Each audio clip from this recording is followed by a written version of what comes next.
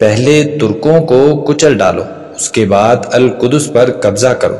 یہ آسٹریا کے ایک بادشاہ کا 798 ہجری میں عثمانیوں کے خلاف نعرہ تھا۔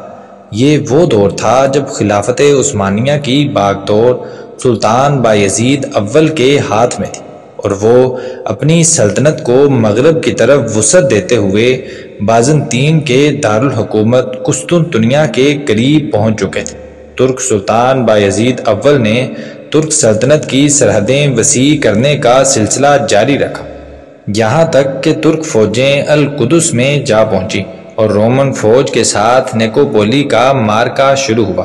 اس جنگ میں رومن فوج کو بدترین شکست کا سامنا کرنا پڑا اور ترک فوج نے رومن فوج کے بڑے بڑے عہدیدار اور شہزادے گرفتار کر دیے۔ پیارے دوستو، القدس کو عثمانی ترکوں نے سلطان بایزید اول کے دور میں حاصل کیا، اور یہ علاقہ سلطان عبدالحمید ثانی کے دور تک مسلمان ترکوں کے پاس ہی رہا، اور اس سارے عرصے میں یہودی القدس کو حاصل کرنے کے لیے طرح طرح کی سازشیں کرتے رہے، لیکن وہ اپنی سازشوں میں کامیاب نہ ہو سکے۔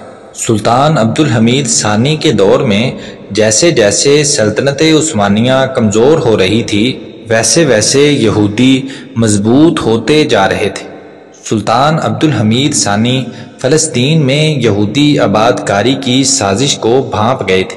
یہی وجہ ہے کہ انہوں نے صہیونی لیڈر تھیوڈور ہرزل کی یہودیوں کی فلسطین کی طرف نقل مکانی کی درخواست مسترد کر دی۔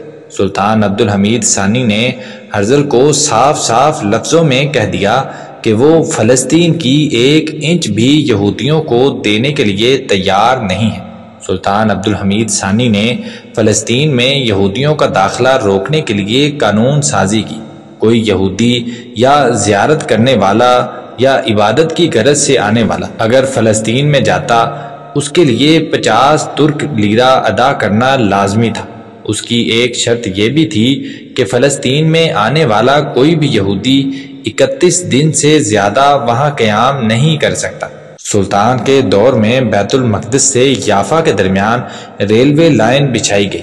یورپی ملکوں نے خلافت عثمانیہ کی کمزوریوں سے فائدہ اٹھاتے ہوئے القدس میں اپنے قونصل خانے کھول لیے، جس کے نتیجے میں القدس میں غیر ملکیوں کی آمد و رفت میں اضافہ ہو گیا۔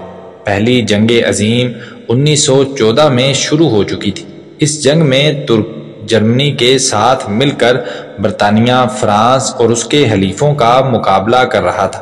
اکتوبر 1918 کو جنگ کے اختتام پر ترک خلافت کو بھی شکست ہوئی۔ جنوری 1919 میں فرانس نے اپنا فیصلہ مسلط کرنے کے لیے ایک سپریم کونسل کے قیام کا اعلان کیا۔ اس کونسل نے فیصلہ کیا کہ خلافت عثمانیہ سے چھینے گئے عرب علاقے ترک کو واپس نہیں کیے جائیں گے۔ اسی سال اپریل میں برطانیہ کو فلسطین پر قبضے کا حق سونپ دیا گیا۔ 24 جولائی 1922 کو لیگ آف نیشنز نے بھی فلسطین پر برطانوی قبضے کی حمایت کر دی۔ اگست 1920 کو معاہدہ سفیر طے پایا، جس کے تحت فلسطین پر ترک خلافت کی عملداری مکمل طور پر ختم کر دی گئی۔ اس طرح مسلمانوں نے سلطان عبدالحمید ثانی کے دور میں القدس کو اپنے ہاتھوں سے جانے دیا۔